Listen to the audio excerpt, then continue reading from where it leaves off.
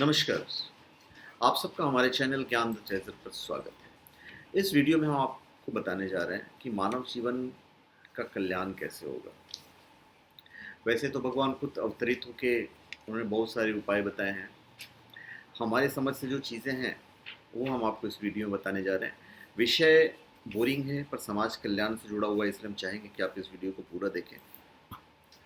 देखिए, मनुष्य के हितों को ध्यान में रखते हुए समस्त मानव जाति का विकास हो सकता है, क्योंकि पूरी दुनिया में हर जगह पर मानव जाति का ही राज है। और उनके हितों से विपरीत कार्य करने से क्या होगा? आए दिन होते रहते हैं, दंगे होते रहते हैं, तोड़फोड़ होते रहते हैं। इसी के कारण उनके विकास का जो मार्ग है उनके हितों को ध्यान में रखकर करना होगा।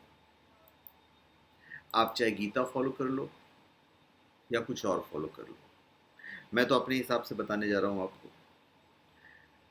गीता में जो उपाय है वो तो मैं आपको बताऊंगा ही, क्योंकि गीता एक ऐसा शस्त्र है जो मानव जीवन के कल्याण के लिए है। कर्म योग, भक्ति योग, ज्ञान योग के द्वारा ही जीवन में पूर्णता को प्राप्त किया जा सकता है, और इन तीनों शक्तियों से ही जीवन में सफलता को प्राप्त किया जा सकता है। अविद्या, अज्ञान और अंधविश्वास, ये सभी शब्द और इनसे उत्पन्न धार्मिक और सामाजिक प्रथाएं परस्पर पूरक और एक दूसरे पर आश्रित हैं। यदि अविद्या, अज्ञान और स्वार्थ यदि न हो तो किसी भी समाज और संप्रदाय में अंधविश्वास उत्पन्न नहीं हो सकते। अज्ञान और अविद्या दूर करने का एकमात्र साधन है, क्या साधन है? उपाय भी है। क्या उपाय है? वेदों की शरण में जाना। अब हम ये नहीं कह रहे कि आप पूरा वेद पढ़िए और पूरा फॉलो करना शुरू कर दीजिए। वेदों में ईश्वर ने सृष्टि के आरंभ में जो सत्य ज्ञान दिया है उसको जानना और उसको धारण करना ही मनुष्य जाति के कल्याण का साधन होता है। अब अशोक ने गीता ग्रंथ के प्रचार प्रसार पर बल देते हुए कहा था कि सामाजिक कार्यों के साथ मुख्य गीता के उपदेशों को फैलाना है, ताकि संपूर्ण मानव जाति इससे लाभान्वित हो सके। उन्होंने कहा कि भगवान के नाम में अपार शक्ति है, हकीकत है, फैक्ट है। भक्ति बहुत जरूरी है। मनुष्य को अध्यात्म का सहारा लेना चाहिए, प्रभु की शरण में जाना चाहिए। मन और आत्मा को स्वच्छ करना है तो ज्यादा से ज्यादा सत्संग करना चाहिए। परमात्मा ने वेदों का ज्ञान मानव मात्र को उसका कल्याण करने के लिए दिया था। महाभारत काल तक वेदों के आधार पर हमारे देश, आर्यावर्त और विश्व की प्राय सभी व्यवस्थाएं चलती थी। महाभारत के बाद देश में अव्यवस्था उत्पन्न हुई। हमारे विद्वान और ऋषि महाभारत युद्ध में मारे गए, जिससे कुछ काल बाद जैमिनी ऋषि परंपरा समाप्त हो गई। इसके बाद समाज के अल्पज्ञानी मनुष्यों ने अज्ञान और अविद्या और वेद ज्ञान से दूरी करने के कारण अज्ञान में फंसकर अंधविश्वासों तथा अवैधिक, मिथ्या, अनुचित धार्मिक और सामाजिक प्रथाओं को जन्म दिया। देखिए, मानव जीवन जो है वो बड़ा दुर्लभ है, जो लाखों जन्म भोगने के बाद मिलता है। यदि इस जन्म में भी सत्संग और राम नाम के जाप से प्रभु कृपा प्राप्त कर उनके चरण में जगह नहीं बनाई तो दोबारा फिर जीवात्मा जन्म मरण के चक्कर में फंस जाएगी। मानव जीवन भौतिक वस्तुओं के संग्रहण के लिए नहीं है, बल्कि प्रभु के नाम का जाप करने के लिए मिला है। क्योंकि भौतिक वस्तुओं से क्षणिक सुख तो मिल सकता है, पर परमानेंट सुख जो होता है वो थोड़ा सा मिलना मुश्किल रहता है। अभी जब आप किसी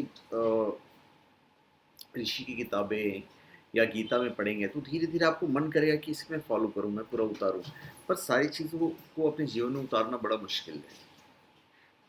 इन मिथ्या और अंधविश्वासों युक्त धार्मिक और सामाजिक पद्धतियों के कारण ही समय समय पर भारत और इससे बाहर भी अनेक मतांतर उत्पन्न हुए, जो न्यूनाधिक अज्ञान और अंधविश्वास युक्त थे। हम लोग भी गुलाम होना आरंभ हुए और यह सिलसिला 1947 तक और उसके बाद अब तक भी एन केन प्राकेन जारी है। आज भी हम अज्ञान और अंधविश्वास से मुक्त नहीं हुए हैं और ना ही अपने पतन को रोकने की औषधि वेद ज्ञान को जीवन में व्यवहार करना को हमने स्वीकार किया है।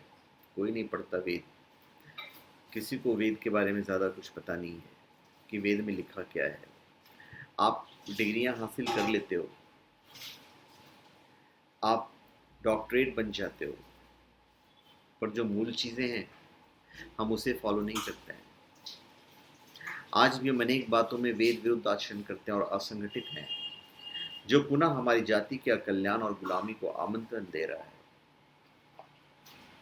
आर्य हिंदू जाति का सौभाग्य है कि ईश्वर ने सनातन वैदिक धर्म और संस्कृति की रक्षा के लिए ऋषि दयानंद सरस्वती जैसे धर्म संशोधक और वेदों के पुनरुद्धारक ऋषि हमें दिया था। तो जब हम ग्रंथों के अध्ययन करते हैं, वेदार्थ का भी अध्ययन करते हैं, तो वेद सब सत्य विद्याओं के ग्रंथ हैं और सभी प्रकार की अविद्या, अज्ञान और अंधविश्वासों सहित मिथ्या मान्यताओं से मुक्त हैं और उनका निषेध करते हैं। तो वेद ईश्वर प्रदत्त ज्ञान है जिसका प्रत्येक मनुष्य को अध्ययन और पालन करना होता है। तो बस